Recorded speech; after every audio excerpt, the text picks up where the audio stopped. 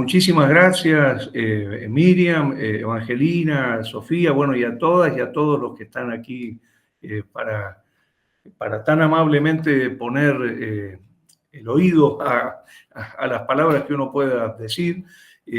Por supuesto, yo tengo que decir que tuve que pensar exactamente qué comentar sobre esta relación tan amplia, ¿no?, que implica la relación entre el teatro y la democracia, ¿no? Porque podríamos realmente tomar esa vinculación desde muchos puntos de vista, ¿no?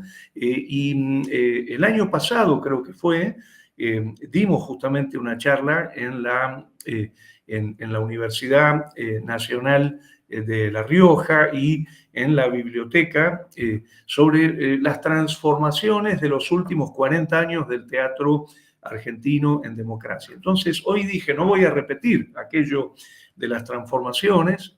Entre paréntesis, me gustaría invitarlas e invitarlos porque el viernes de la semana que viene va a haber una suerte de invitación para conversar a 12 grandes artistas de Argentina, gestores, dramaturgos, directoras, etcétera, después les hacemos llegar la invitación, para justamente pensar esos 40 años de transformaciones en democracia, ¿no?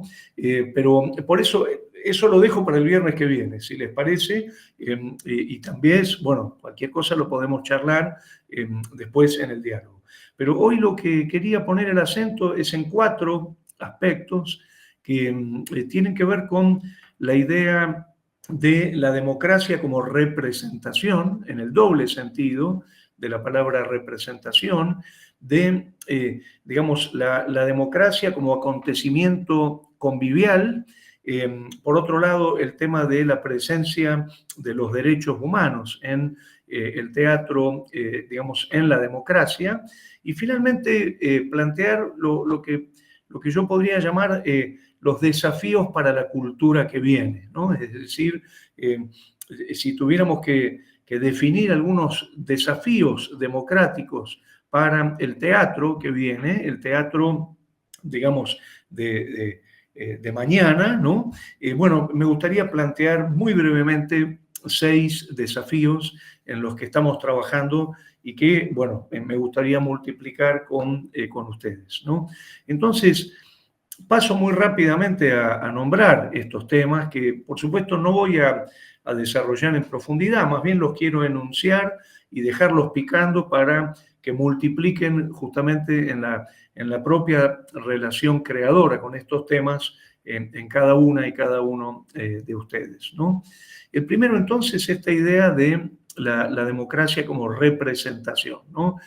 Ustedes saben que la idea de democracia es digamos, un sistema de organización social y política que, digamos, coloca a los ciudadanos y ciudadanas en el lugar del poder, ¿no? Podemos decir que la llamada democracia representativa, que sería la que nosotros tenemos en Argentina, digamos, hace que las ciudadanas y los ciudadanos ejerzan el poder a través de sus representantes, ¿no? Es decir, estos representantes, como nos va a pasar el domingo, son elegidos mediante el voto, en elecciones libres, en elecciones periódicas, y podemos decir que los gobernantes son entonces representantes. Podemos decir que la democracia representativa, digamos, trabaja con esta idea de la representación del poder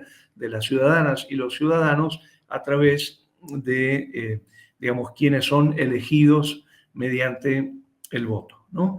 Entonces, me interesaba muchísimo esta idea de representación para conectarla con la idea de representación en el teatro, ¿no? Podemos decir que así como la democracia es representativa, el teatro es representativo y es fundamentalmente representativo de lo que podemos llamar una energía social, ¿no?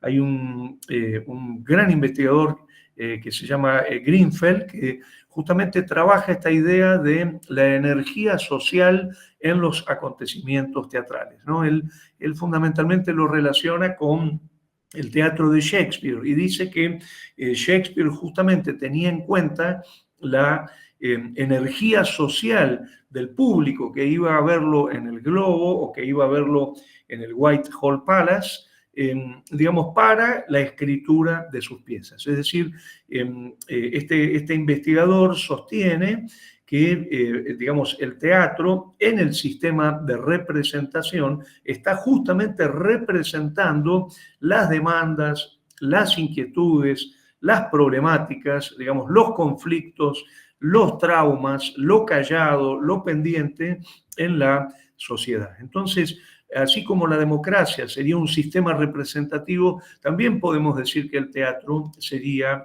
un sistema representativo en términos de energía social, ¿no? Y en este aspecto me gustaría poner el acento en algo que venimos trabajando mucho desde la filosofía del teatro, y es la idea de la representación como existencia, ¿no? Es decir, no la idea de la construcción de un sistema simbólico solamente, sino de la injerencia de ese sistema simbólico de representación en nuestras vidas cotidianas, digamos, en nuestra forma de estar en el mundo, ¿no? Yo siempre recuerdo aquel momento en el que, entrevistándolo a Eduardo Pavlovsky, le comento, allá por el año 93, hace 30 años, ¿no? que estoy empezando mi doctorado sobre su teatro, y él me pregunta en su casa, yo lo voy a ver, me dice, ¿qué vas a estudiar? Y le digo, voy a estudiar su teatro como comunicación, porque en aquel momento yo era muy semiótico, ¿no? Trabajaba con una semiótica muy dura, y me acuerdo la cara de decepción de Pavlovsky cuando le digo esto, y me sorprendo, le digo, pero Pavlovsky, ¿por qué me dice que la comunicación no es lo más importante? Porque su teatro comunica y es muy importante la comunicación de su teatro. Y él me dice, no, la comunicación es importante, pero más importante para mí es que el teatro es mi vida, me dice Pavlovsky, ¿no? Y me empieza a contar una serie de reflexiones que yo nunca voy a olvidar, donde me dice, entre otras cosas, que si yo no hago teatro me muero, que me paso toda la semana esperando hacer teatro con mi grupo, ya sea hacer función o estar en los ensayos.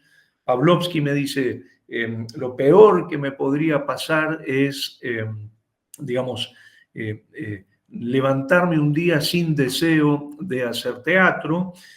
Cuando estoy haciendo teatro, cuando estoy reunido con la gente, es el momento en el que me siento más plenamente integrado a la vida, me dice Pavlovsky, y me sintetiza diciendo, el teatro es mi existencia, ¿no?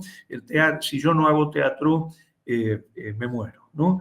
Bueno, lo mismo yo veo en las y los espectadores. Por ejemplo, en la Escuela de Espectadores de Buenos Aires, esa frase que escucho a Pavlovsky, si no hago teatro me muero, también la escucho en los espectadores, ¿no?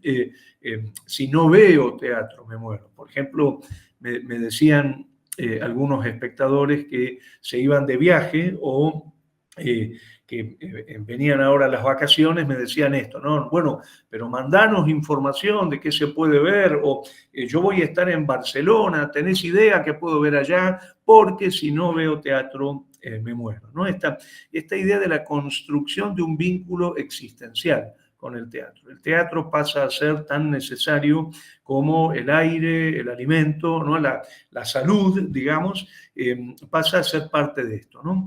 En este sentido, yo hablaría del teatro como existencia social, ¿no? Digamos, como parte fundamental de la existencia democrática, ¿no? El teatro como una forma de representación para la existencia democrática, y en este aspecto recurriría a un concepto de el pensamiento complejo por ejemplo, a través de Edgar Morin, donde él habla de la idea de recursividad, ¿no? El concepto de recursividad. Que la idea del pensamiento complejo en la recursividad es que ya no podemos saber muy bien dónde están las causas y dónde están los efectos, ¿no?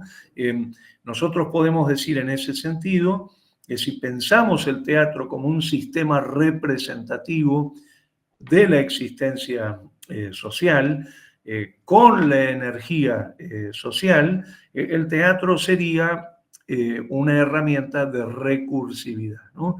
Porque ya no sabemos muy bien si lo que se representa es orientado hacia la sociedad o si lo que se representa es resultado de la sociedad. Digamos, no podemos saber muy bien dónde está la causa y dónde está el efecto. Más bien tenemos que hablar de un entretejido recursivo donde los reclamos sociales y los sistemas de representación del teatro son al mismo tiempo causa y efecto del otro, ¿no? La sociedad como causa del sistema representativo y el sistema representativo como efecto, o al revés, el sistema representativo como causa y la sociedad como efecto, ¿no?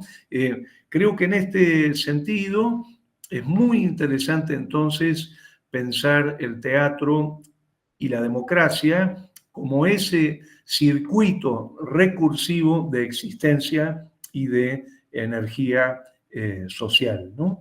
Y en este aspecto yo rescataría, digamos, cuatro grandes funciones, ¿no? de esta energía social, de esta existencia social en el teatro en recursividad, ¿no?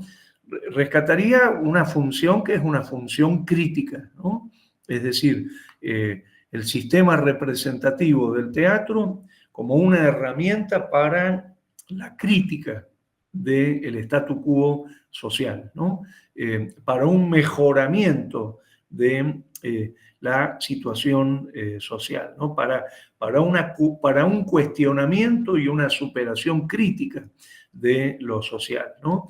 Yo a esto le llamaría función crítica, ¿no? Por ejemplo, no sé, pienso en Terrenal de Mauricio Cartún y cómo retoma el mito de Abel y Caín como una herramienta en función crítica, ¿no es cierto? Esta idea de ir en contra del cainismo social, ¿no? Por otro lado, pienso también en una función reivindicativa, en una función, digamos, celebratoria del funcionamiento democrático, ¿no? Pienso sobre todo el teatro poniéndose al servicio de la democracia contra ciertas zonas de subjetividad que podemos llamar de continuidad de la dictadura, ¿no? En ese sentido, digamos, hay una función reivindicativa de la democracia, ¿no? Ya no una función crítica, sino por el contrario, una función reivindicativa, ¿no? También hablaría de una función expositiva, ¿no? Donde el teatro, en esta energía social, en esta existencia social, en esta recursividad, lo que hace es exponer determinados fenómenos para dejarlos librados al pensamiento del espectador, ¿no? Digamos, esto que dice Goya de sus cuadros más terribles, donde Goya dice mostrar el mal para promover, exorcizar el mal, ¿no? Es decir, dejar librado al espectador ante la exposición de determinados problemas sociales para que el espectador piense con libertad, digamos, cómo enfrentar esas cuestiones. Y también hablaría de una función propositiva donde, digamos, el teatro no se limita a mostrar una situación, sino también muestra la posibilidad de encontrar caminos u orientaciones a seguir en el futuro, ¿no? Yo quería en este sentido recordar que tuve la suerte en el año 93 de poder dialogar unas palabras con Arthur Miller cuando vino a Argentina, cuando digamos, lo trajeron a Buenos Aires, y se pudo hacer una ronda de periodistas. Yo en ese momento trabajaba para un diario en Buenos Aires, y él acababa de leer en la APA, si no recuerdo mal, en la Asociación Psicoanalítica, había leído una obra muy hermosa que se llama El último Yanqui. Era una de las obras más recientes que había escrito en los 90, ¿no? Bueno, todos recordarán La muerte de un viajante en 1947, termina con el suicidio de Willy Loman. En cambio, en El último Yanqui de Arthur Miller, lo que nosotros vemos es en un neuropsiquiátrico, 3 mujeres internadas, una que nunca se levanta de la cama, ¿no? Toda la obra está acostadita en la cama. Me acuerdo que después se hizo la versión y ese personaje lo hacía Nia Quesada. Otra mujer está también en su habitación, pero es visitada, pero tipo visita de médico por el marido, ¿no? Como que el marido viene a cumplir con la visita y se va cuanto antes porque tiene otra cosa que hacer. Personaje que hacía Alicia Verdagshagar. Y el otro personaje, el de Beatriz Spelzini con Alejandro Aguada, era el de una mujer que verdaderamente se notaba que su marido colaboraba con ella para que ella pudiera salir del neuropsiquiátrico, ¿no? Bueno, finalmente, en el desenlace de la obra, la señora que nunca se levantó de la cama seguía en la cama. La señora que era visitada con visita de médico por su marido quedaba en su casa, perdón, quedaba en el neuropsiquiátrico, y veíamos si salir del neuropsiquiátrico a el personaje de Beatriz Spelzini, acompañada de su esposo, ¿no? Era evidente que Arthur Miller estaba diciendo, bueno, acá la salida es el amor, ¿no? La tesis no era la tesis del año 47, sino que más que mostrar una situación tremenda, lo que estaba Arthur Miller mostrando era una salida, ¿no? Entonces mi pregunta le fue, ¿por qué lo hace suicidar en el 47 a Arthur Miller? Y ahora nos muestra el camino a seguir, que sería el amor social como el gran mecanismo para salir adelante, ¿no? Bueno, y Miller dijo una cosa muy interesante, yo no me lo voy a olvidar, realmente me impactó enormemente, porque lo que dijo fue, en el año 47 acabábamos de ganarle la guerra a Hitler, estábamos llenos de entusiasmo, entonces yo podía mostrar una situación terrible como era la del suicidio de Willy Loman, ¿no? Es decir, una función expositiva, ¿no? Una función expositiva sin mostrar el camino a seguir para poder evitar, digamos, la tragedia, ¿no? Y al mismo tiempo me dice, bueno, pero en los 90 está todo tan mal.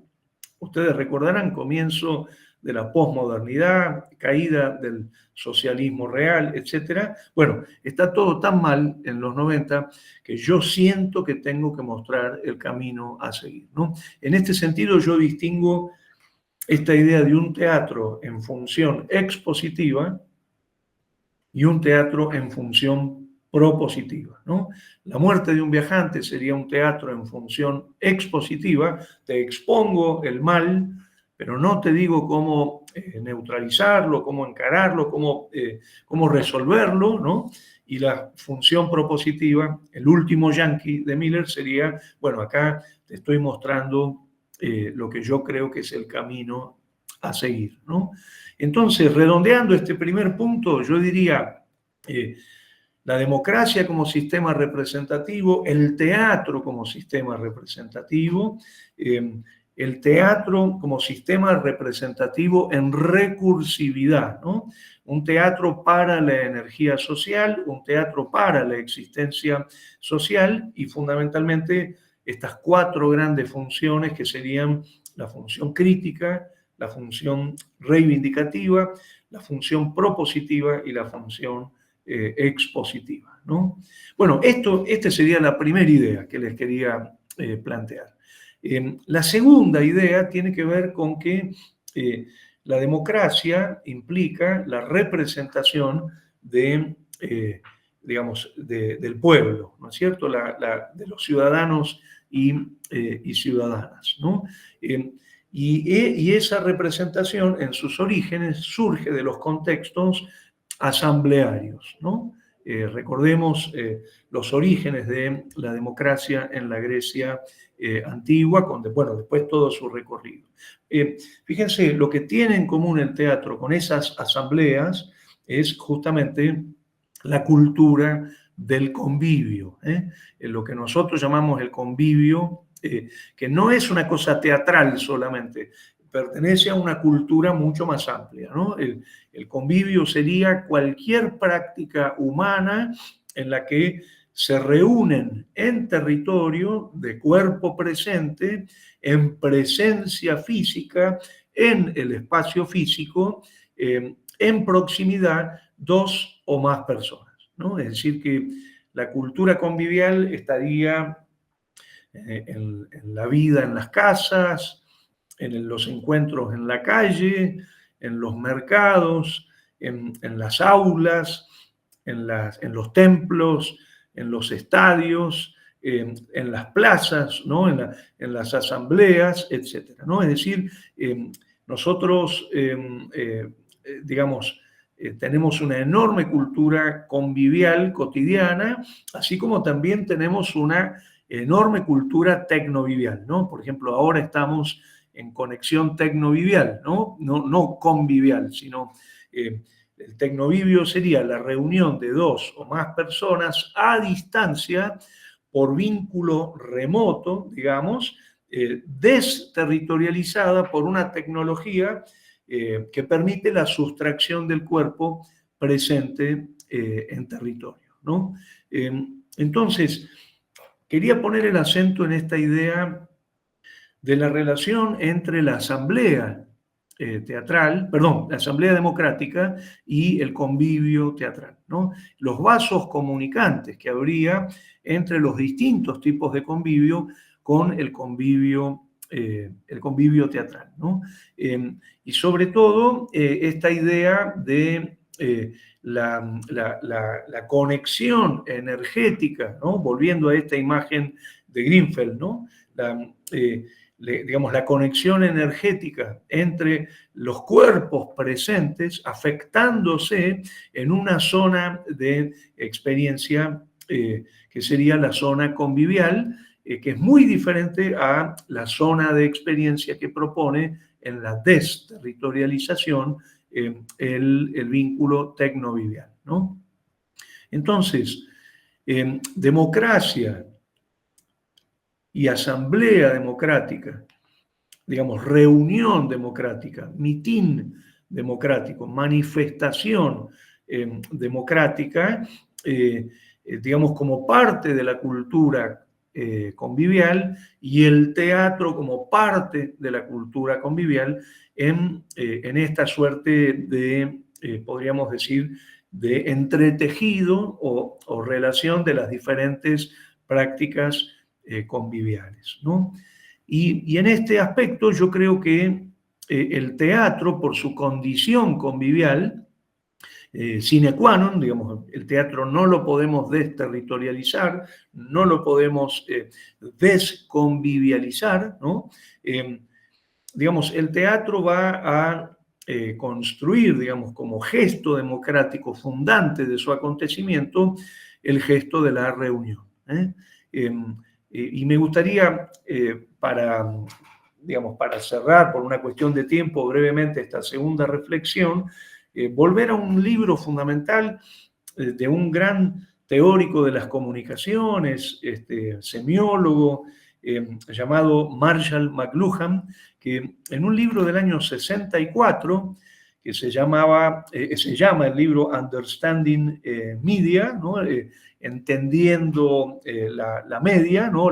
Los medios, decía una frase muy impresionante que siempre me llamó mucho la atención, que es el medio es el mensaje, ¿no? Él sintetiza esta idea de que el medio no sería solamente una mediación para la transmisión de un mensaje, sino que el medio en sí mismo es el mensaje. La televisión es el mensaje, la web es el mensaje. Bueno, y en este sentido yo quiero llevar esto al territorio teatral diciendo el convivio es el mensaje, ¿no? En el teatro, el convivio es el mensaje. Digamos, el gesto más potente que tiene el teatro, al no permitirse desconvivializarse, es justamente que el convivio es el mensaje y en ese sentido creo que el teatro cumple permanentemente esta función democrática, que es la de proponer la reunión, el encuentro, la toma de decisión colectiva en reunión, ¿no? Esto que, digamos, vamos a tener que hacer el domingo, ¿no? Que es trasladarnos a los lugares de votación, reunirnos allí con las mesas de votación, con los ciudadanos y ciudadanas que van a votar, ¿no? Entonces, esto quería, como segunda síntesis del pensamiento que les quería proponer, esta idea de el convivio es el mensaje. La reunión de cuerpo presente en territorio es el mensaje del teatro y esto religa profundamente con las prácticas democráticas, ¿no? Bueno, la tercera reflexión que yo quería traerles tiene que ver con el tema de los derechos humanos, ¿no? Yo vengo trabajando mucho este tema de la presencia de los derechos humanos en el teatro, ¿no? Por supuesto, tendríamos un primer plano que sería la representación de los derechos humanos, ¿no? Recordando muy brevemente que los derechos humanos, ustedes saben, son, digamos, son instrumentos fundamentados en la dignidad humana que permiten justamente a las personas y a las sociedades alcanzar una plena realización, ¿no? Yo destacaría sobre todo la Declaración Universal de los Derechos Humanos en el año 1948, ¿no? La Asamblea General de Naciones Unidas, que destaca, bueno, una cantidad de artículos con los derechos de carácter personal, los derechos del individuo en relación con la comunidad, los derechos de pensamiento, de conciencia, de religión, de libertades políticas, los derechos económicos, sociales, culturales, ¿no? Y por supuesto a esto se agregaría, después del 48, todo lo que tiene que ver con digamos, los llamados derechos emergentes, ¿no? Por ejemplo, vinculados con la naturaleza, con determinadas minorías, con los problemas de género, etcétera, etcétera. Entonces, hay algo que me parece muy interesante y es pensar no solamente la representación de, digamos, los derechos humanos en el teatro, sino también pensar la presencia de los derechos humanos en las prácticas teatrales, ¿no? Que creo que es un plano que no hemos estudiado todavía lo suficiente, ¿no? Es decir, si nosotros pensamos el acontecimiento teatral implicaría una zona de representación simbólica, pero también una zona de presencia muy concreta en los intercambios humanos, ¿no? La reunión de técnicos, artistas y espectadores, las formas de producción, digamos, si yo tuviera que hacer un listado digamos, de la presencia justamente de los derechos humanos en las prácticas del acontecimiento teatral, bueno, entrarían todos los aspectos performativos, la dimensión del trabajo, ¿no? Yo estoy como decía antes Miriam, desde hace 2 años como subdirector del Teatro Nacional Cervantes, donde trabajan 400 trabajadores y trabajadoras, y todo el tiempo estamos teniendo justamente en cuenta esta dimensión de los derechos del trabajo, ¿no es cierto? Digamos, no en el plano de la representación simbólica, sino en las condiciones de trabajo, en las contrataciones, en las prácticas gremiales, etcétera, ¿no? También, por supuesto, el tema de las y los espectadores, los derechos de los espectadores, ¿no? Por ejemplo, todo el tema de accesibilidad, ¿no? Digamos, los derechos en plano de producción, de circulación, de funcionamiento institucional, ¿no? Por ejemplo, los derechos que nos garantizan instituciones como el Instituto Nacional del Teatro, ¿no? O como dice Fabiola, el derecho a la educación, que es uno de los derechos que ya aparece en la Declaración de Derechos Humanos en el año 48, ¿no? Entonces, esto también quería proponer, que como tercera idea para pensar las relaciones entre teatro y democracia, que tenemos que pensar la función humanista en el sentido de los derechos humanos que el teatro desarrolla en un plano representativo, pero también en un plano presencial, digamos. No hablaríamos de la representación de los derechos humanos, sino de la presencia de los derechos humanos en el acontecimiento teatral, ¿no? Para que ustedes me entiendan claramente, yo puedo estar representando en una obra teatral, no sé, los derechos humanos de manera políticamente correcta, pero está resolviendo una forma de producción donde no se están respetando los derechos que deben respetarse, por ejemplo, en cuestiones de trabajo, ¿no? Entonces, creemos también que tenemos que pensar esta idea de la presencia de los derechos democráticos no solamente en los sistemas simbólicos, sino en todos los niveles, en todas las prácticas ¿cómo se llama?, el acontecimiento teatral, ¿no? Que son prácticas de producción, prácticas de recepción, prácticas de educación, prácticas de circulación, prácticas de archivo, etcétera, etcétera, ¿no? Bueno, y llegando al último punto, y agradeciéndoles enormemente la escucha de estas ideas, yo quería pensar un poquito los desafíos de la cultura que viene, ¿no? Yo estoy trabajando en la Academia Argentina de Letras y la Academia participa en unas reuniones que se llaman interacadémicas, donde se juntan todas las academias, representantes de todas las academias de la Argentina, que son muchas, no sé, de la Academia de Ingeniería, la Academia de Medicina, la Academia de Odontología, la Academia de Ciencias Políticas, etc. Digamos, todos los años esas reuniones interacadémicas proponen una suerte de diagnóstico de situación del país y también propuestas para la cultura que viene, ¿no?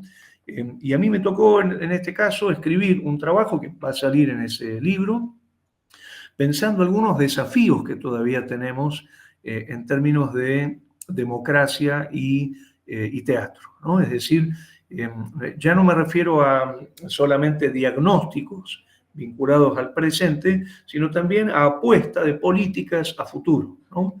Y yo querría destacar seis cosas, digamos, que me parecen muy importantes, donde todavía tenemos mucho que trabajar para justamente favorecer las relaciones entre teatro y democracia, ¿no? La primera tiene que ver con el tema de la federalización, ¿no? La Argentina no es, digamos, un único territorio teatral, sino muchos territorios teatrales. Y digamos, no tendríamos que hablar de un teatro argentino, sino de teatros argentinos, ¿no?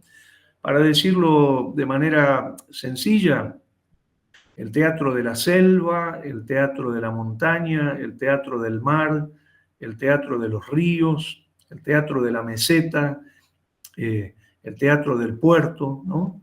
Eh, digamos, y todavía nos están faltando políticas que colaboren con un desarrollo democrático del teatro en términos de federalización, ¿no? Necesitamos optimizar, digamos, como herramienta de fortalecimiento democrático, las redes, los mecanismos de federalización y sobre todo el trabajo interterritorial e intraterritorial, ¿no? Usando los términos de la geografía teatral.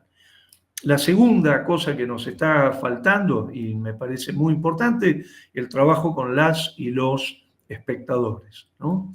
Teniendo en cuenta a las y los espectadores como sujetos complejos, como sujetos de derechos, como agentes fundamentales del campo teatral, por esta energía, ¿no?, del campo teatral, y sobre todo como ciudadanos y ciudadanas.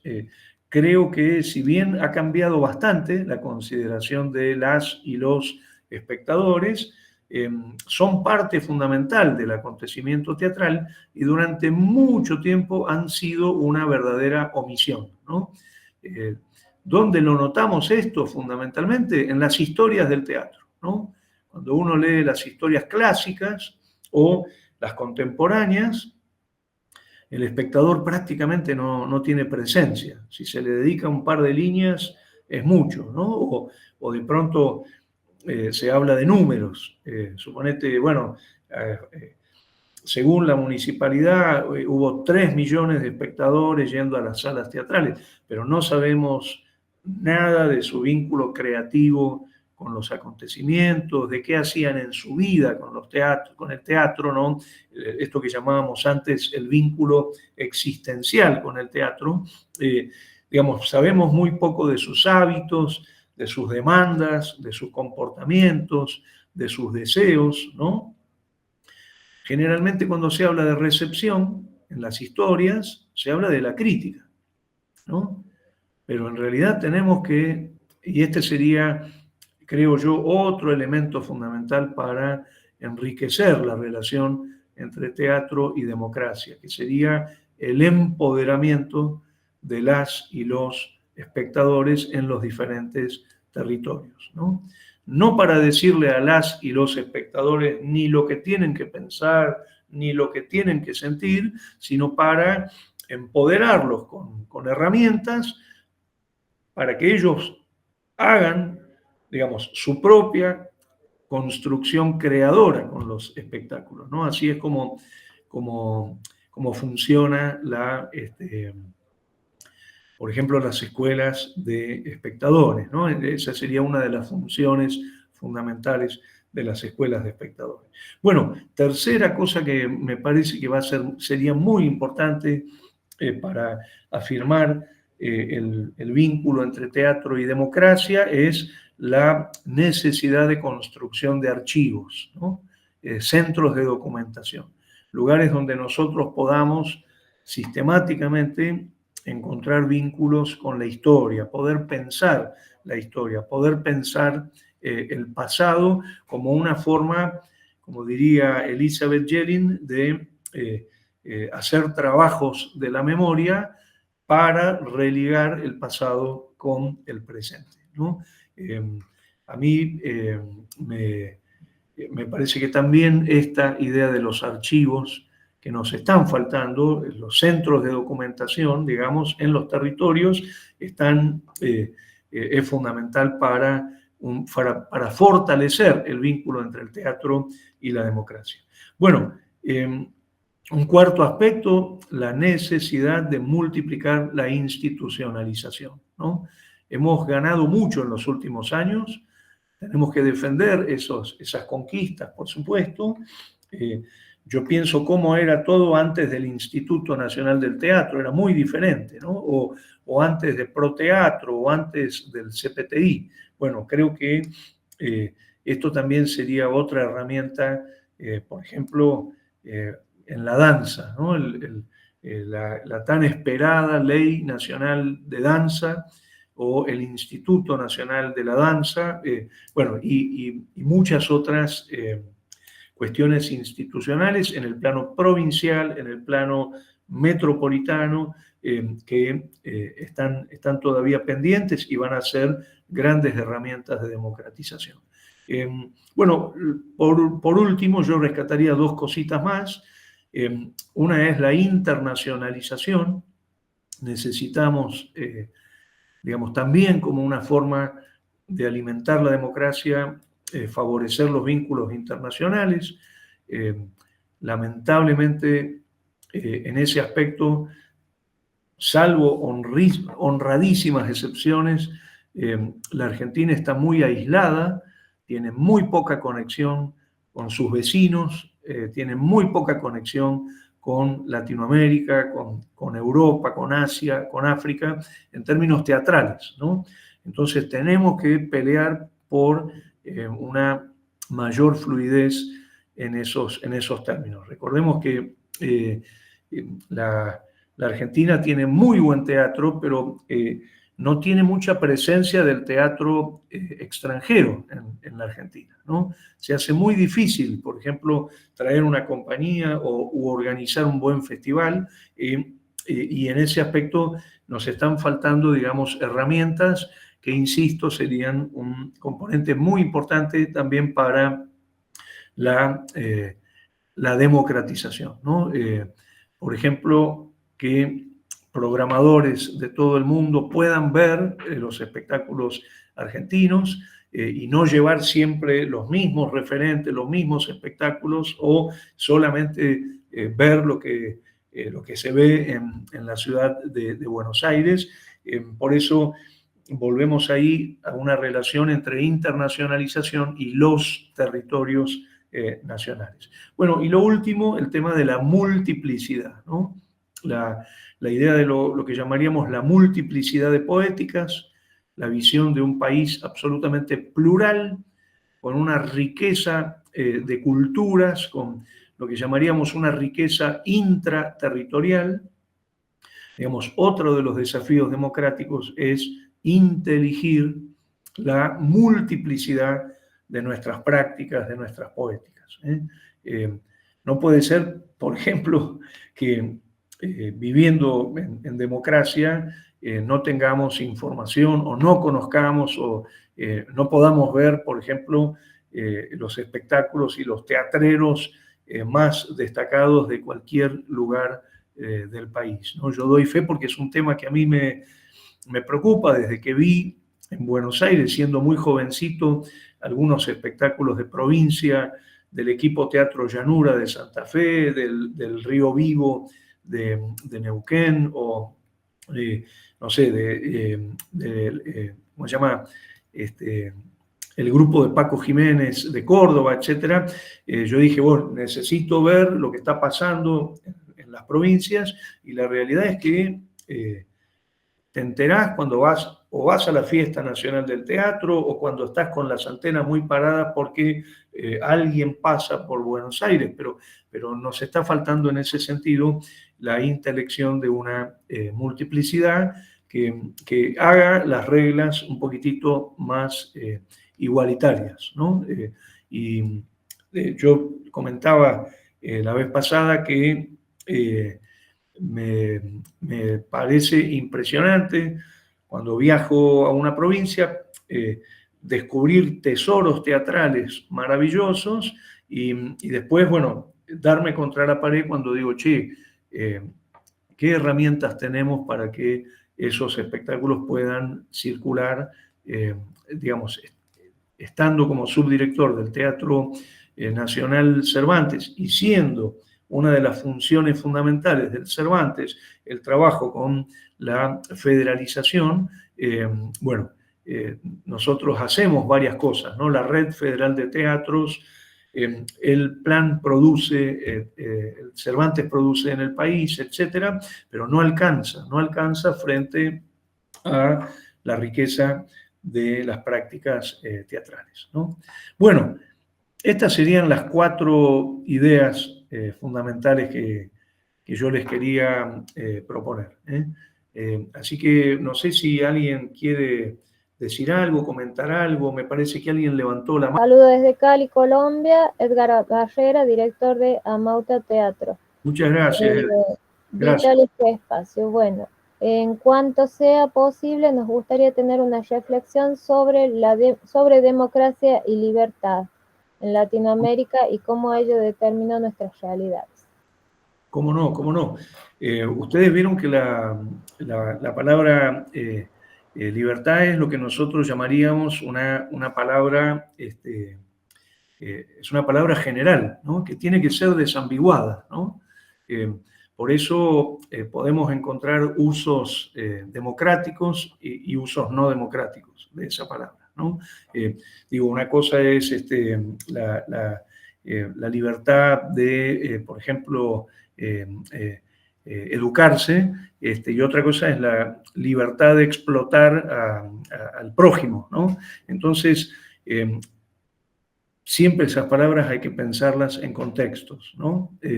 Digamos, siempre tenemos que estar desambiguando esas palabras, digamos, no como términos válidos en sí mismos, sino por el valor que adquieren en los diferentes contextos, ¿no? Esto es lo mismo que pasa con la palabra trabajo, ¿no? Uno dice, de por sí, la palabra trabajo es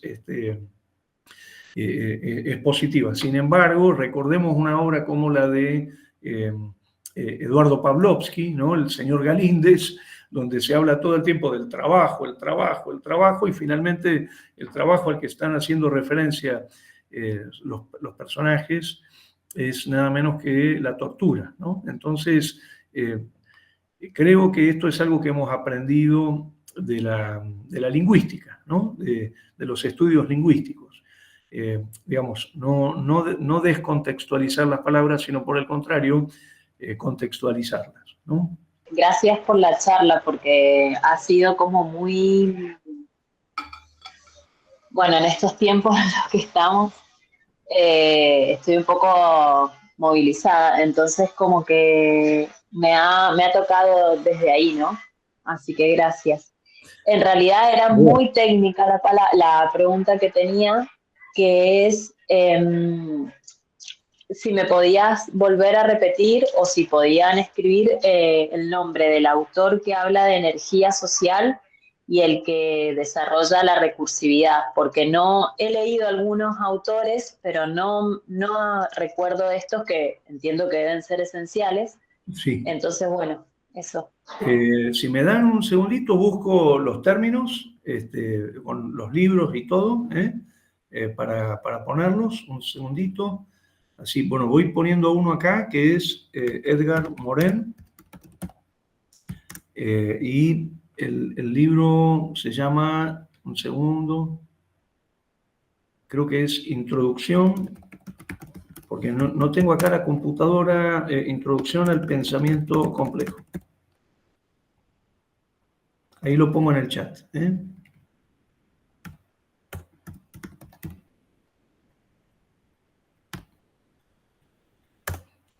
Y el otro libro es un estudio sobre Shakespeare, que si, lamentablemente no lo tengo acá, pero me comprometo a mandarlo. Si te parece, Miriam, te lo mando y lo reenviamos, ¿puede ser? Claro, sí. Se contactan conmigo a través del mismo celular y yo les reenvío todo lo que el profe me diga. Buenísimo. El de Edgar Morin, si yo no recuerdo mal, está publicado por Gedisa. Y yo creo que lo he visto circulando en la web, en PDF.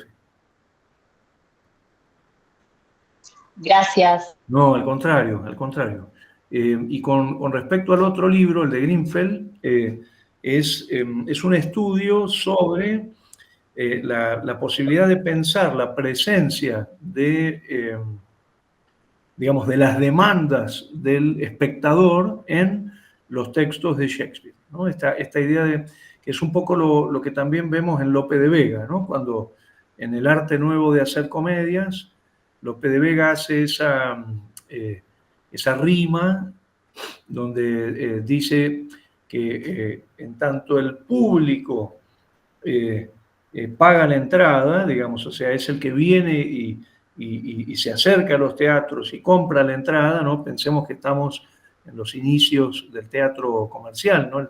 Con los corrales en España, digamos, para poder entrar al teatro había que pagar una entrada. Bueno, Lope de Vega dice que es justo darle al espectador el gusto, ¿no? Es decir, lo que está diciendo Lope de Vega es que él tiene muy en cuenta qué es lo que el espectador está reclamando, qué demandas está haciendo el espectador, ¿no? Y por lo tanto sostiene esta teoría de un entretejido, nosotros diríamos recursivos, entre la observación de lo que ya está en la sociedad y la performatividad de lo social a través del sistema representativo simbólico, ¿no? Buen día, ¿cómo le va? Buen día, buen día. Muy interesante todo lo que escuché. Me interesa mucho el tema de la relación de teatro con democracia. Si bien el teatro, digamos, no ha sido mucho la beta que más he seguido en el tema de las letras, claro, me recuerda mucho a cómo el teatro empezaba, creo que en la antigua Grecia, ¿no? Con el tema de la democracia, cómo trataban del teatro de inculcar, digamos, en el pueblo, en el pueblo de la antigua Grecia, claro, los valores, enseñanzas, pero también una parte importante que creo que por ahí no escuché mucho, el tema de la parte de entretenimiento, digamos, del teatro, ¿no?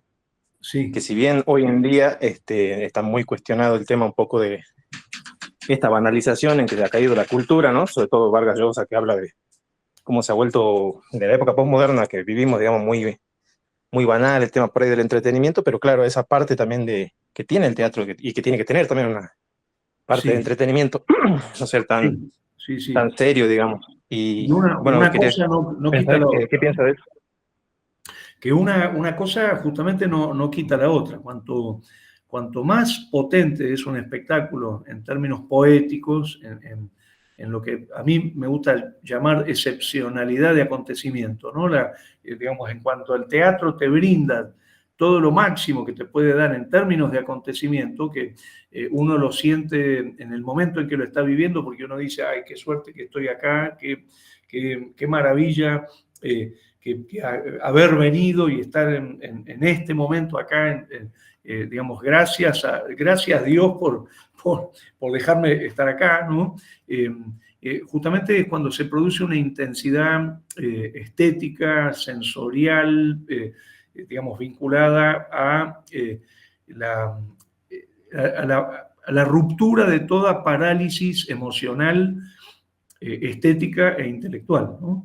Así que, por supuesto, creo que la gran herramienta, esto lo decía muy bien Bertolt Brecht, ¿no? Que el teatro es mucho más político, digamos, es mucho más efectivo políticamente cuando es buen teatro, ¿no? Cuando te está proponiendo una excepcionalidad de acontecimiento, ¿no? Y creo que en ese sentido uno puede estar viendo una tragedia tristísima. Me pasó ver hace poquito en el Festival de Manizales un espectáculo de Colombia durísimo, realmente yo creo que es la tragedia más dura que yo vi en toda mi vida, mucho más que Edipo Rey, mucho más que Filoctetes de Sófocles, y yo salí en un estado de felicidad porque la intensidad estética, digamos, técnica, temática, formal, ideológica, digamos, de participación del público fue tan grande que realmente fue una fiesta. Y por supuesto, esa dimensión de festividad del acontecimiento le dio más fuerza todavía al sentimiento de lo trágico, ¿no? Así que sí. Claro, ahora me doy cuenta, es verdad. Ahora me doy cuenta de, claro, la idea misma de entretenimiento está banalizada, porque uno cuando piensa en entretenimiento piensa en reírse, salir, beber, no sé, pero el entretenimiento también puede venir del lado de lo trágico, o sea, es Exacto. diversas formas de entretenimiento, ¿no? También puede ser lo que a usted lo mantuvo pendiente de esa gran tragedia y le estaba Exacto. entreteniendo, no necesariamente con risas sino desde otro lado, otra forma de entretenimiento. Sí, No lo sí, había pensado. Bueno. tal cual, Gonzalo, vos sabés que la palabra entretenimiento tiene mala prensa, pero hay gente que la rescata. Por ejemplo, Cartoon. Cartoon siempre defiende la palabra entretenimiento en este sentido que vos le estás otorgando, ¿no? Y además, el acontecimiento teatral, eh, digamos, construye, como dice Alain Badiou, la ilusión de un tiempo propio, ¿no? Como también pasa con el acontecimiento futbolístico, digamos, todo acontecimiento en realidad genera la ilusión de un tiempo propio. Y esta idea justamente de entretener, quiere decir justamente entretener entre tiempos, ¿no? Es como si vos venís en el tiempo de la vida cotidiana, te metés a ver un partido, entrás en otro tiempo que es justamente te entretiene entre el haber abandonado el tiempo de la vida cotidiana y el regreso a la vida cotidiana, ¿no? Así que en el fondo todo acontecimiento es técnicamente entretenimiento, ¿no? Buenos días a todos. La verdad es que me Hola. equivoqué al levantar la mano, ya que estamos, porque me estaba preguntando algo y en lo que van diciendo voy escuchando una respuesta. Pero cuando están hablando de la tragedia, también esto de que por ahí, yo hago tragedias, ¿no? Entonces, por ahí los públicos no son masivos. Y una de las cuestiones en esto de la tragedia y lo trágico, está bueno hacer esa diferencia, porque lo trágico tiene que ver justamente con qué hago frente a eso que ocurre, que ocurrió. Entonces, esto del sentimiento de lo trágico va más allá de esa cosa de lo luctuoso, la muerte, o asesinato, sino ¿ahora qué hago? Bueno, ya me casé con mi mamá, lo maté a mi papá, ¿y ahora qué hago? Sería esto de responder en el sentido democrático, la respuesta que doy frente a lo que hay, ¿no? Entonces, está bueno también. Buenísimo. A mí me entretiene. Genial, totalmente. Buenísimo. Genial. Bueno, vamos, Noemí. Bueno, primero saludarte, Jorge, ¿cómo estás? De la UNC de Córdoba. Sí. Bueno, y contenta de poder haber estado presente en esta charla, porque a veces no me dan los tiempos. No, me quedé pensando en cosas que he ido tomando nota en la compu, que la tengo al lado. Esto de quién hace al teatro, si el público o los teatreros, y esta cosa de ir perdiendo temor a mirarlo desde lo político, ¿no? ¿Cuánto de político tiene el teatro permanentemente? Sí. No sé por qué, así como ha caído en desmedro lo de entretener, también caen palabras en desuso o les tememos tanto, y el teatro es político, de por sí es político, sí, porque está representando, porque siempre hay un discurso, un metadiscurso que nos está diciendo algo. Total. Nos está diciendo algo. Entonces me parece muy bueno poder hablar de esto del teatro, de la democracia. ¿Qué pasa? Yo que tengo mis 66 años, puedo decir que para mí el teatro nació a partir del 83. Claro. Porque antes no pude ver mucho teatro, y si lo vi clandestinamente o circunstancialmente allá lejos y hace tiempo, sin saber que en algún momento de mi vida iba a estar en este espacio que uno se enamora todos los días, se enamora y se desenamora, pero se vuelve a enamorar todo el tiempo. Entonces me parece re interesante poder mirarlo y ver, desglosar qué es esto de la cultura en la democracia. El estado más perfecto que podemos tener, ¿no? Sí, con todas las imperfecciones que tiene. Total, yo sí rescataría esto que podemos llamar la función, ahí hay un mensaje de Alejandra Najim, gracias Alejandra, muchas gracias, dice, como foro político popular es su mayor potencia democrática, muchas gracias desde la Universidad de Jujuy. Gracias Alejandra. No, yo quería rescatar la función que cumplió el teatro en dictadura, ¿no? Justamente una función de reivindicar los mecanismos democráticos. Pensemos, por ejemplo, en Teatro Abierto, ¿no? En 1981, y toda la resonancia que adquirió con danza abierta, música abierta, o sea, realmente un espacio resonador en todo el campo artístico, a partir de la gran movida teatral donde participaron Griselda Gámbaro, Tato Pavlovsky, Tito Cosa, Gorostiza, ¿no? La gran movida de teatro abierto 81. Y yo agregaría una cosa más en relación a esto que dice Noemí, que es que antes nosotros pensábamos el teatro político como un teatro eminentemente partidario, por decirlo así, ¿no? Como un teatro de representación de los discursos macropolíticos de determinados partidos, ¿no? Pero como muy bien dice Noemí, en realidad no hay ningún aspecto de la práctica teatral, del acontecimiento teatral y de los sistemas de representación del teatro que no tenga una dimensión política, ¿no? Y en ese sentido hay que repensar la definición de lo político. Yo la pensaría como toda acción, ¿no? Toda acción que produce sentido social dentro de un campo de poder, ¿no? Dentro de un sistema de fuerzas, para poder incidir dentro de ese campo de poder, ¿no? Y que genera una cartografía de amigo, enemigo, aliado potencial y neutral, ¿no? Esto que dice Derrida de las cartografías de lo político, ¿no? Ahora, lo político lo podemos ver dentro de una familia, en una oficina, en un grupo de amigos, dentro de un club, ¿no? Es decir, toda acción que produce sentido social para incidir dentro de un sistema de fuerzas de poder, y esa acción puede en el teatro estar vinculada a cómo armás un elenco, a cómo armás el sistema de producción, a cómo te relacionas con el espacio y la ubicación del espectador, a cómo te alías institucionalmente, es decir, no estarías solamente en, comillas, el contenido de la obra o la historia que cuenta la obra, sino en todos los otros planos, ¿no? Yo me acuerdo una polémica muy fuerte que tuvo Tato Pavlovsky con Bartiz,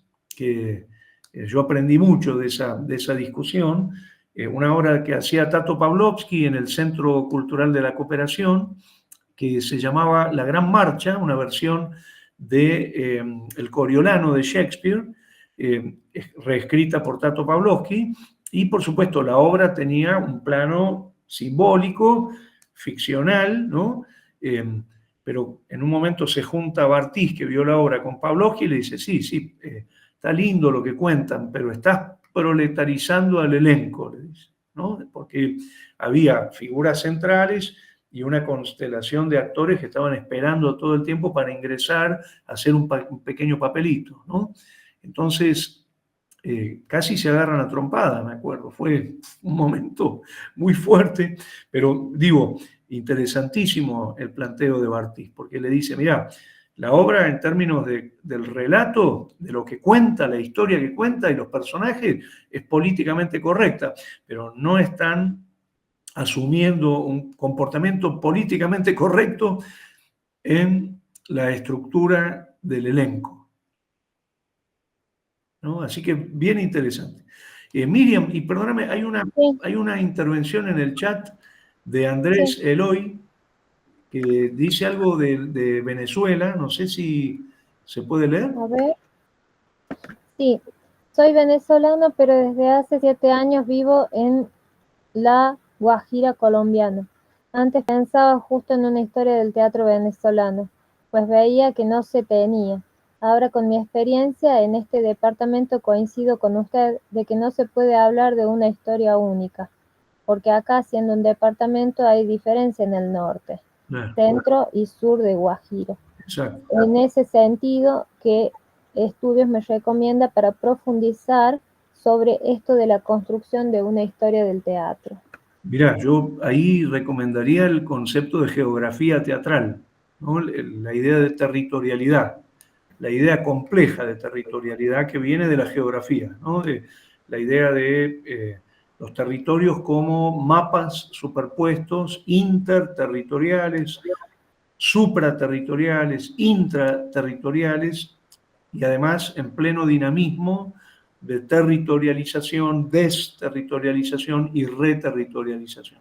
Si te interesa ese tema, yo puedo mandar un PDF o por ejemplo, hay un libro mío del Instituto Nacional del Teatro que se llama Estudios de Teatro Argentino, Europeo y Comparado, está libre, se puede descargar libre, y toda la introducción es un trabajo sobre geografía teatral. Creo que te puede servir. Pero sí, esto es muy importante lo que estás diciendo, porque la Argentina no tiene un teatro, tiene teatros muy diferentes en sus imaginarios, en su forma de producción, en sus públicos, en su manera de circular, etc. Parece que si tomamos el concepto de lo político como lo transformador, el teatro es profundamente político desde el punto de vista que lo mires, porque nadie que esté atravesado en forma convivial por el teatro sale igual de la sala de lo que entró. Entonces, eso es visceral, es un atravesamiento estructural del teatro. Luego, bueno, podemos hablar de lo ideológico y luego podemos hablar de lo partidario, pero si hablamos de lo político en sentido de transformador, nadie sale igual del teatro. Eso quería aportar. Exacto. Nada más. Está buenísimo, está buenísimo. Lo que sí creo, complementando con esto que vos decís, Fabiola, que, digamos, sí el teatro ha adquirido una gran conciencia sobre la crisis del discurso pedagógico en el teatro, ¿no? O pedagogizante, porque en la modernidad se creía profundamente que había un circuito de comunicación, digamos, donde el espectador recibía, por ejemplo, una tesis, ¿no? Y se llevaba esa tesis para hacer algo positivo para la sociedad en su vida, ¿no? Suponete, Casa de Muñecas de Ibsen, 1879, la idea era, la tesis era, valoremos al individuo que patea el tablero porque es el que nos ayuda a progresar, ¿no? El individuo es como la punta de vanguardia de lo que va a ser una sociedad futura mejor, ¿no? Ponele que esa era la tesis. Ibsen creía profundamente que el espectador recibía la tesis y la llevaba al orden social. Ahora, nosotros hoy sabemos que no necesariamente es así, ¿no? Primero, que es probable que el espectador no entienda la tesis, o que la entienda y no la comparta, o que salga de ahí diciendo estoy totalmente en contra de lo que dice Ibsen, o incluso que ni siquiera se haya preocupado en tomar contacto con la tesis, ¿no? Por eso estamos pensando más en el teatro contemporáneo, más que en un paradigma de comunicación, ¿no? Donde aparece esta idea de el autor piensa A, el texto transmite A, la puesta dice A, el espectador entiende A y se va pensando A, digamos, en vez de eso, más bien una suerte de estimulación, ¿no? Un paradigma de estimulación donde no sabemos muy bien qué dice el texto, no sabemos muy bien cómo lo lee el espectador y menos sabemos qué va a hacer el espectador, digamos, con eso en su vida, ¿no? Y además siempre también recordemos que hay una zona maravillosa de la expectación que pasa por la inefabilidad, que no pasa por el lenguaje, ¿no? Que creo que es lo que vos decías antes, esta cosa de digamos, de salir transformado, pero no saber muy bien, no poder poner en palabras esa transformación, ¿no? Y, digamos, la religación con la infancia, ¿no? Con el infans, con la zona de inefabilidad. Por eso muchas veces uno le pregunta a un espectador, ¿y qué pasó ahí? Lo pasé bárbaro, y yo, pero no puede explicar por qué, ni tampoco puede entender por qué. Pero como decís vos, le transformó la vida, y es muy probable que dentro de unos años esa transformación se vuelva explícita, ¿no? Que la pueda poner en palabras, ¿no? Sí, además, perdón que agregue una cosita más.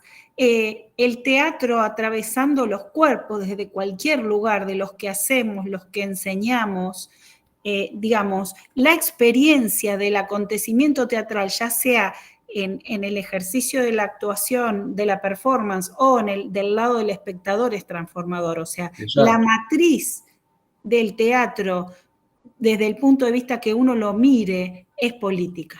Totalmente. Sí, absolutamente de acuerdo. Bueno, hay dos comentarios, uno que está en el chat y otro que le quiero hacer a Noemí. Hace 2 charlas anteriores hemos tenido un encuentro con la profesora Estela Castronuovo. Con ella hemos abordado el tema teatro y política, ¿sí? Y también ella ha hecho esta distinción sobre lo que sería la relación entre el teatro y la política y el teatro político. Entonces, si querés esa charla, me escribís y yo te puedo pasar el enlace, está grabado. Luego hay un comentario en el chat que dice de Calafia Montserrat Piña. Sí. Una aportación bibliográfica publicada este año es el ensayo Tenés la palabra, apuntes sobre teatralidad y justicia de José Antonio Sánchez, editado por La Uña Rota. Bueno, buenísimo. Y da gracias a las charlas y a las conversaciones. Buenísimo, sí, Calafia, y también hay que conectarlo con un libro anterior, que es un seminario de José Antonio Sánchez sobre el tema de ética de la representación, ¿no? Donde plantea este tema de la ética, digamos, una política de la ética en el teatro, ¿no?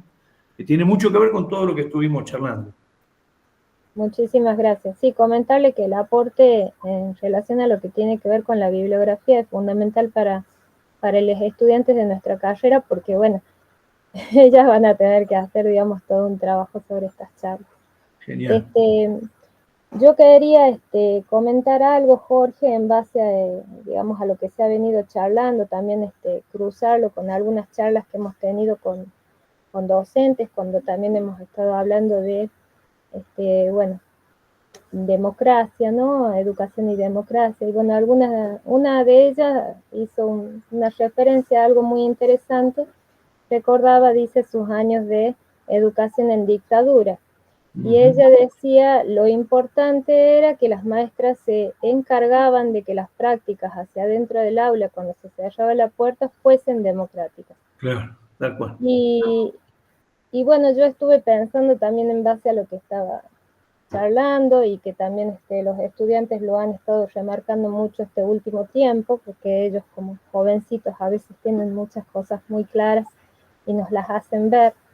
Y también, bueno, recordando las palabras de nuestros grandes reformadores del teatro, cómo a veces en nuestras prácticas se cuelan, digamos, aquellos discursos, digamos, que nosotros no quisiéramos sostener o mantener, aun cuando nosotros en los temas estemos trabajando cuestiones que tienen que ver con una reivindicación democrática, pero nuestras prácticas no dan cuenta de eso, como bien usted estaba hablando del trabajo de los actores y todas las personas que componen un equipo. Y un compañero en la charla anterior, que es referente de lo que sería teatro y diversidad, teatro, género y diversidad, justamente daba cuenta de cómo desde esos espacios hay una gran preocupación por sostener prácticas democráticas, ¿sí? Independientemente de los temas, porque justamente pasa esto, ¿no? En las prácticas se nos cuelan estas ideas que a veces no queremos y quién sabe cómo han venido siendo nuestras prácticas hasta ahora que estamos en este encerrón. Exacto, sí, sí. Estamos. Entonces, nada, hacer esa reflexión. Buenísimo, sí. Yo retomaría esto que decías de las maestras, ¿no? En la dictadura, que hay un concepto muy interesante que es el concepto, lo pongo acá en el chat, el concepto de micropolítica, ¿no? Que tendría que ver con, en contextos macropolíticos, que serían las macropolíticas entendidas como los grandes discursos de representación hegemónicos. Por ejemplo, supongamos en un contexto de macropolítica dictatorial, la posibilidad de construir micropolíticas democráticas, como por ejemplo forma de resistencia a las macropolíticas, ¿no? Yo creo que hoy el teatro, la docencia, bueno, este tipo de actividad como la que estamos haciendo, digamos, toda la práctica artística y las escuelas de espectadores, etcétera, son fenómenos micropolíticos, ¿no? Que de pronto friccionan o se tensan o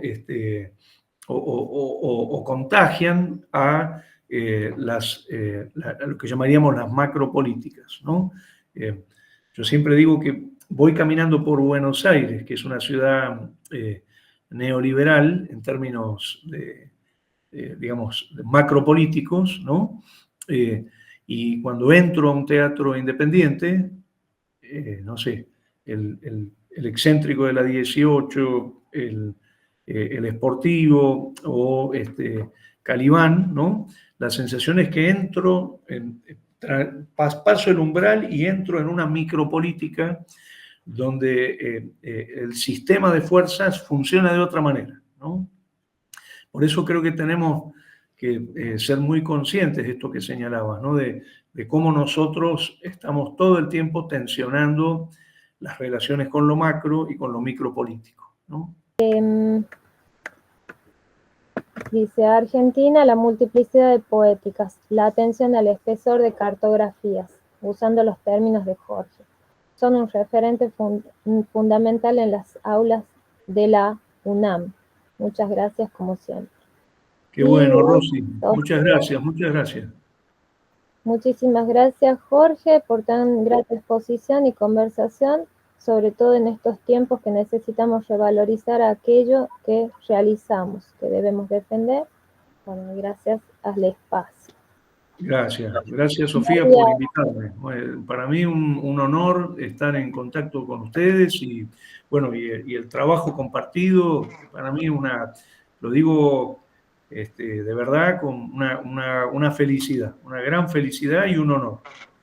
Pues yo muy agradecida porque acá en México lo que ha pasado es que en lugar de que se siguieran permitiendo esas reuniones virtuales, pero reuniones de cualquier forma, pues se han ido cerrando.